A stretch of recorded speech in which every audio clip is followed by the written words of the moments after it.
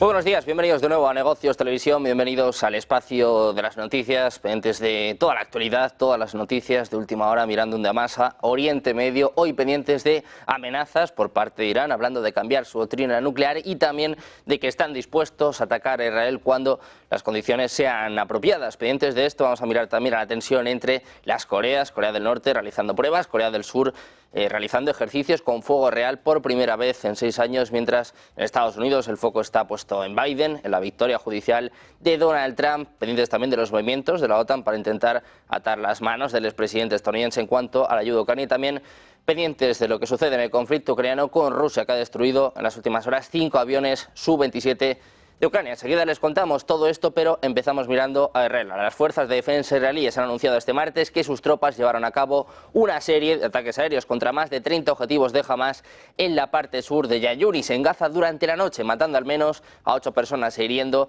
a más de 30. Estos ataques incluyeron un depósito de armas, un apartamento utilizado por operativos terroristas y otra infraestructura militar perteneciente al grupo. Según las FDI, se ordenó a los civiles que evacuaran la zona y se trasladaran a la denominada zona humanitaria de Al-Mawasi. El ejército añadió que los ataques estaban dirigidos contra lugares desde los que el día anterior se había lanzado una andanada de más de 20 cohetes hacia ciudades del sur de Israel. Según funcionarios de Gaza, al menos 25 personas perdieron la vida como resultado de 2 ataques israelíes contra el campamento de Al-Mawasi el 21 de junio. Además, otro ataque el 28 de mayo se cobró la vida de al menos 21 personas en la misma zona.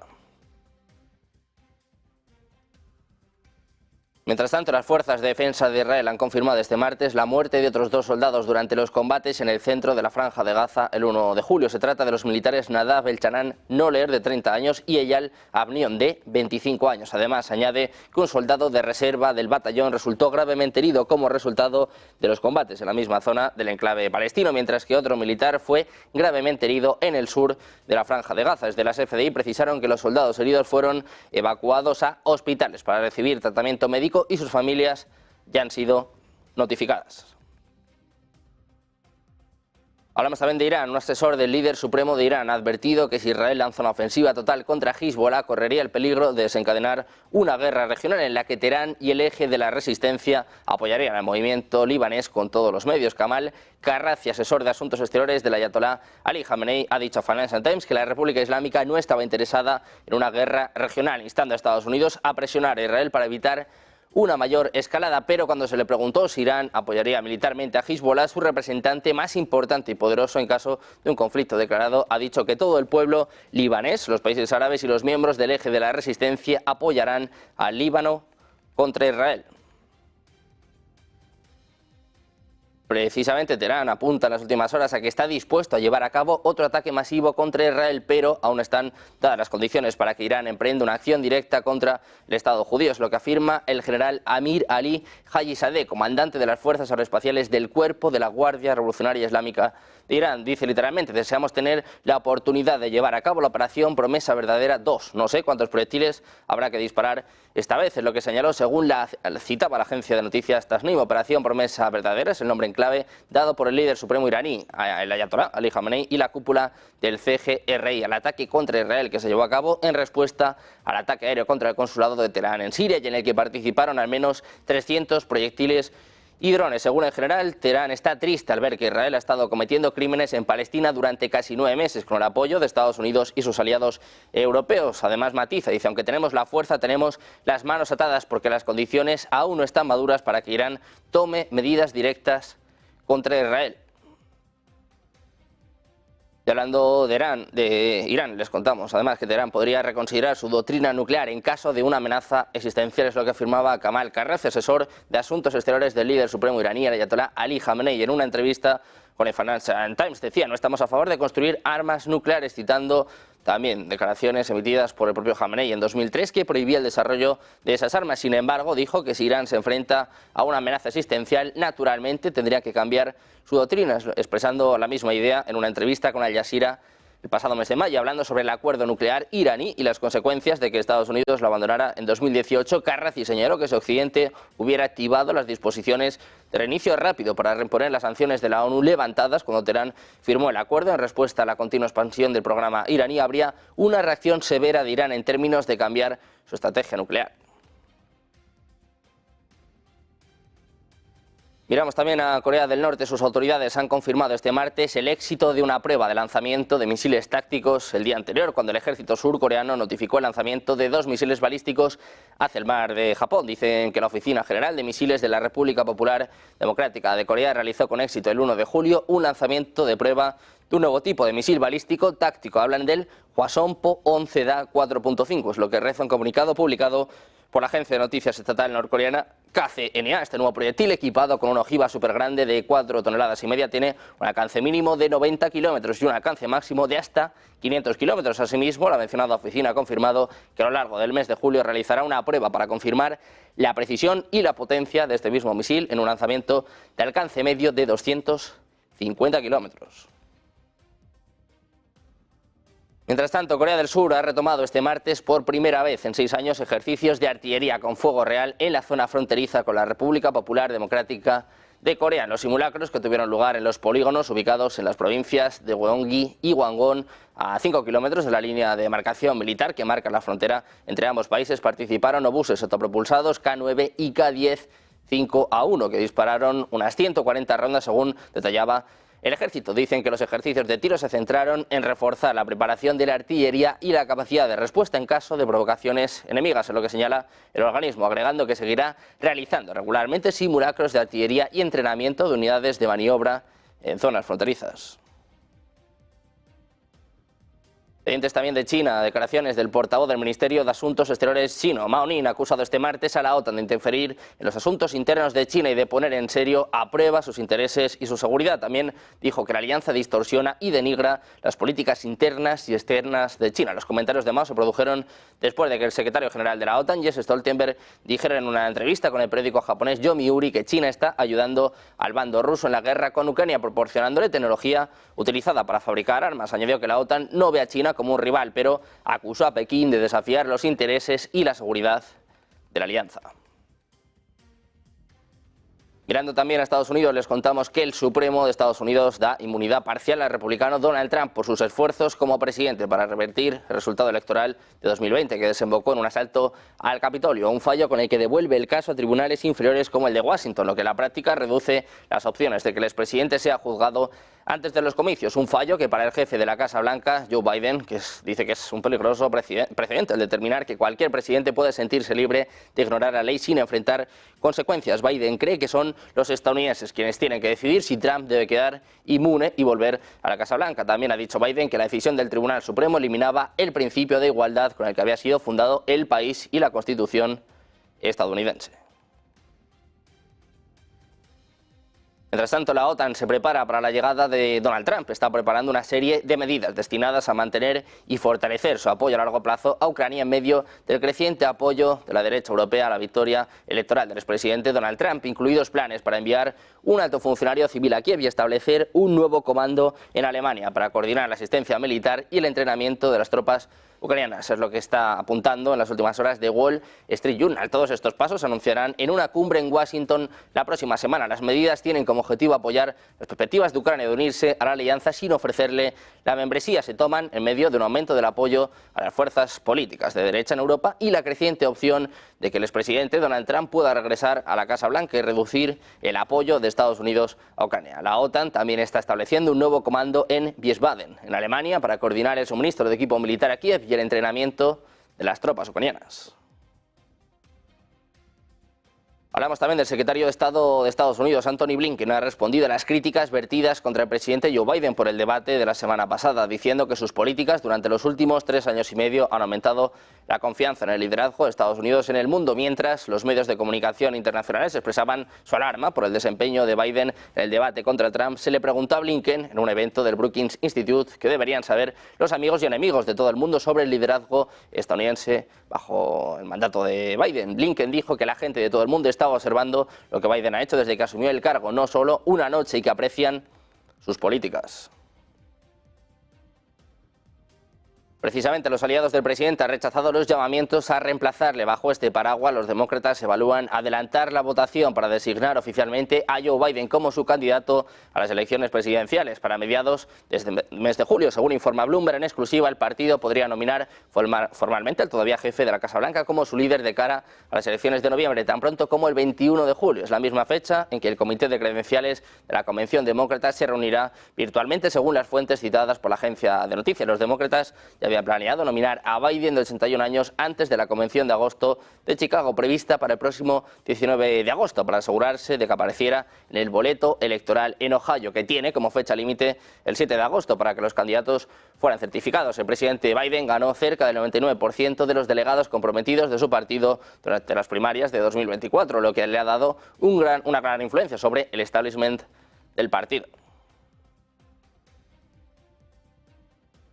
En Francia también, pendientes de las elecciones, a eso de las 6 de la tarde se va a fijar la fotografía de los candidatos para la segunda vuelta electoral de este domingo y de momento entre las diferencias y líneas rojas entre los macronistas y la extrema izquierda dificulta ese cordón sanitario que el jefe del Elíseo quería sacar adelante para frenar el avance de Marine Le Pen. La idea es que los candidatos con menos opciones se retiren de las circunscripciones donde hay 3 candidaturas. Los líderes de la izquierda, incluido Mélenchon de la Francia Insoumise, se han apresurado a declarar que van a retirar a todos los candidatos que ocuparan el tercer lugar en sus respectivos distritos electorales para no dividir al partido anti-Le Pen. El primer ministro Gabriel Attal ha señalado que el partido gobernante Renacimiento haría lo mismo con sus candidatos en tercer lugar, pero solo en distritos electorales donde el oponente restante comparta sus valores republicanos. Sugiere, por tanto, que el partido probablemente se va a negar a retirar candidatos en favor de Mélenchon, al que el bando de Macron ha calificado de extremista.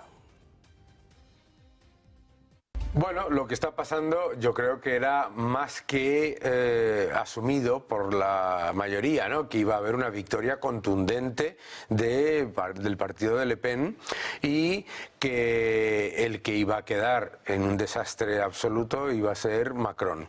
Lo que pasa es que yo creo que el mercado está mirando los resultados y dice, si Le Pen ha sacado un 33,15%, los otros han sacado un 28% y Macron ha sacado un 20%, pues los otros, si se juntan la ultraizquierda con Macron, etcétera, en una especie de alianza contra Le Pen, como ocurrió en la época de Chirac, contra el padre de Marine Le Pen, pues que entonces eso va a mantener el statu quo, ¿no?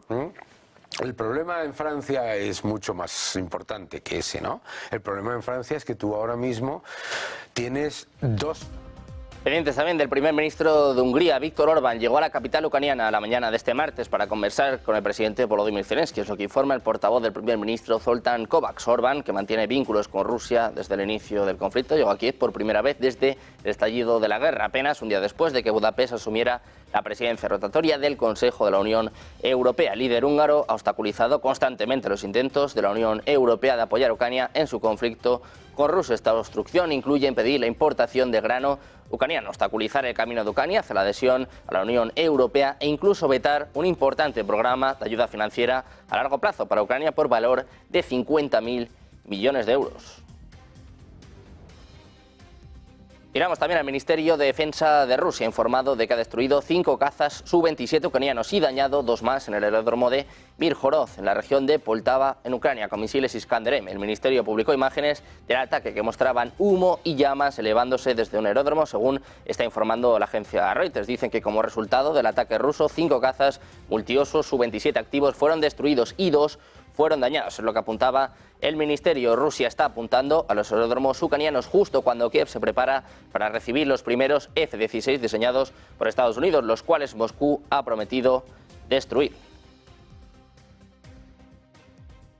Hablamos también de los submarinos de ataque rusos. Han realizado misiones alrededor del mar de Irlanda 2 veces desde el inicio del conflicto en Ucrania en 2022. Es lo que apuntan a la agencia Bloomberg 3 personas familiarizadas con el asunto. Una medida sin precedentes del Kremlin que obligó al ejército de Reino Unido a tomar medidas para proteger las aguas británicas e irlandesas. El primer despliegue de un submarino ruso de la clase Kilo cerca del mar de Irlanda, que se separa la isla de Irlanda de Gran Bretaña, ocurrió hace unos 18 meses, según apuntaban las personas que pidieron no ser identificadas, porque se trata trata de volaciones privadas. El segundo incidente ocurrió más recientemente. La magnitud de los movimientos del submarino fue más allá de lo que los funcionarios de Reino Unido habían visto anteriormente. Este submarino de clase Kilo es un submarino de ataque diésel eléctrico capaz de disparar misiles de crucero Kalib de Rusia, así como torpedos y minas navales, según apunta la agencia Bloomberg.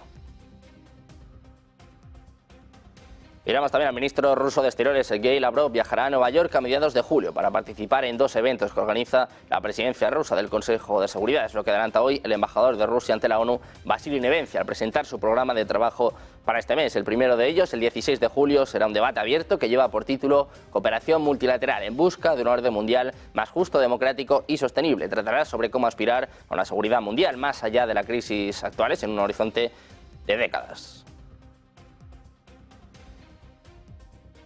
Hablando de Rusia, les contamos que pretende crear el núcleo de 4 módulos de su nueva estación espacial orbital planificada para 2030. Es lo que apunta este martes su agencia espacial Roscosmos. El jefe de Roscosmos, Yuri Borisov, firmó el cronograma con los directores de 19 empresas involucradas en la creación de la nueva estación. La agencia confirma los planes de lanzar un módulo científico y energético inicial en 2027. Dijo que se añadirían 3 módulos más para 2030 y otros 2 entre 2031 y 2033. Rusia hasta ahora ha colaborado con Estados Unidos y otros países en la Estación Espacial Internacional, una de las pocas áreas en las que aún colabora estrechamente con Estados Unidos, dado el terrible estado de las relaciones desde el inicio del conflicto en Ucrania.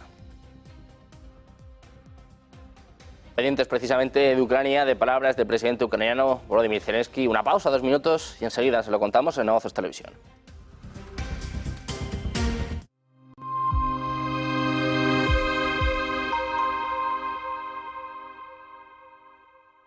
La mejor manera de empezar a invertir es la XTB App. Da tus primeros pasos con una app intuitiva. Y cursos en vídeo para todos los niveles, con miles de productos que se ajustan a tu estrategia. La herramienta de inversión y ahorro más completa en la palma de tu mano. Descarga la app y empieza ahora. Todos sabemos que en la economía hay algo más de lo que se ve. Todos sabemos que en el día a día, en nuestra vida cotidiana, la economía nos da algo que no termina de verse en la primera mirada.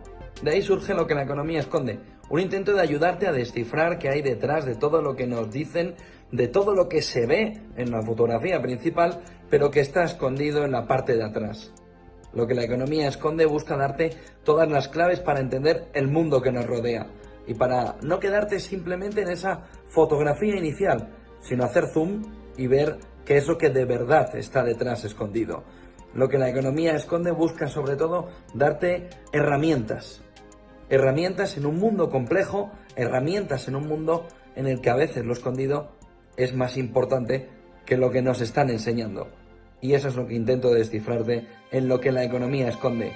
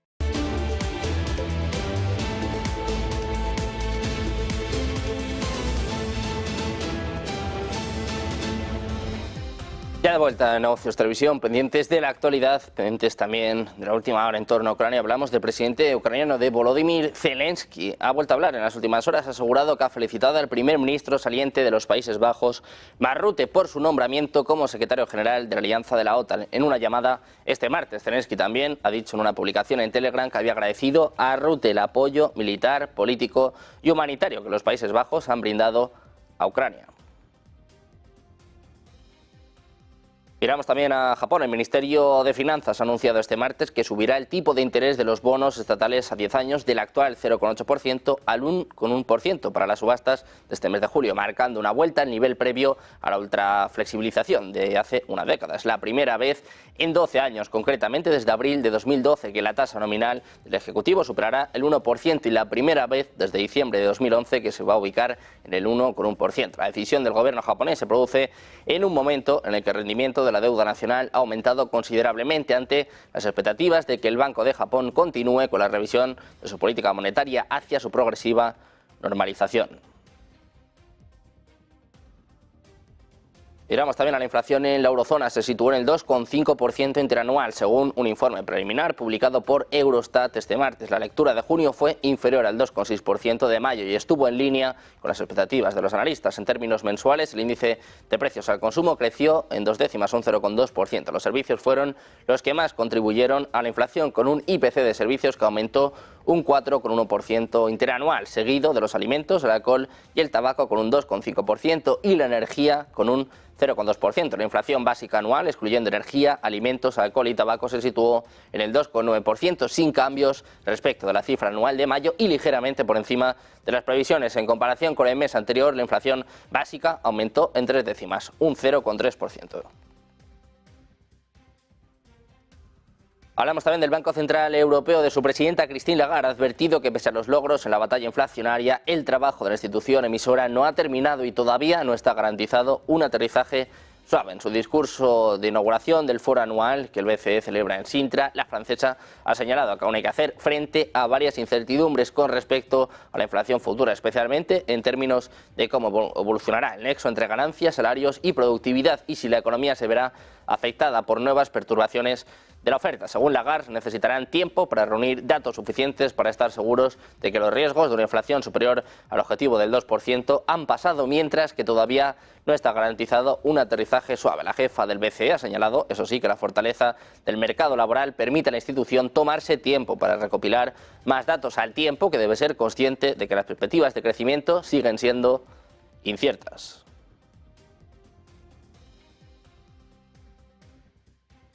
Pendientes también de Wall Street, arrancaba el mes y el semestre con subidas y un S&P 500 que rozaba los máximos impulsados por el 6% que se anotaba Tesla y las megacaps. Todo ello en una jornada en la que veíamos como el PMI manufacturero desaceleraba por tercer mes consecutivo. Por su parte, el ISM se ha contraído en junio por tercer mes consecutivo, que se ha situado en 48,5 puntos desde los 48,7 del mes anterior. El S&P subía un 0,27%, cerrando en los 5.475 puntos. Por su parte, el Dow Jones subió algo más de 50 puntos, o lo que es lo mismo, un 0,13% para cerrar en los 39.169. El gigante tecnológico Microsoft subía un 2,2%, mientras que Apple un 2,9%. Los rendimientos de los bonos del Tesoro de Estados Unidos subieron y la tasa del bono de referencia a 10 años subió casi 13 puntos básicos al 4,471%. El rendimiento del bono del Tesoro a 2 años subió 4 puntos básicos hasta el 4,762%. Las acciones de los operadores de cruceros estaban bajo presión cuando el huracán Beryl tocó tierra en el Caribe como una tormenta de categoría 4. Carnival cayó un 5,4% y Royal Caribbean perdió casi el 1,9%. Pendientes precisamente de los mercados europeos, arrancan esta segunda sesión de la semana con caídas, pendientes también de Wall Street. Las palabras de hoy de Powell, de Lagarde, nos cuenta los detalles nuestra compañera Marta Vilar desde la Bolsa de Madrid.